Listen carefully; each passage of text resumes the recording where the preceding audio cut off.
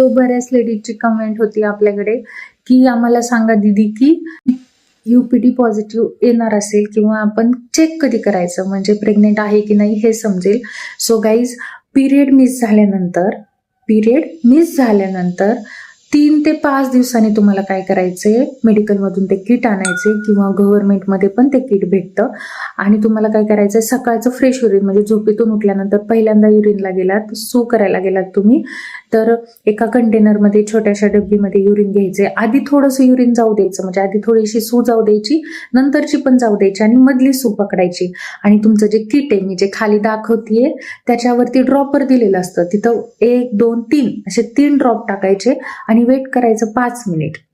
So weight केल्यानंतर तुम्हाला जर कन्फर्म 2 लाईन येत असतील तर तुम्ही समजू शकता की तुमच्या घरी देखील गुड न्यूज आलेली आहे. आणि एक फेंट आणि एक डार्क येत असेल लाईन जशी की अशी, तर तुम्ही आणि 2 दिवसांनी चेक करा, पण कन्फर्मेशन हे 2 लाईनलाच येतं.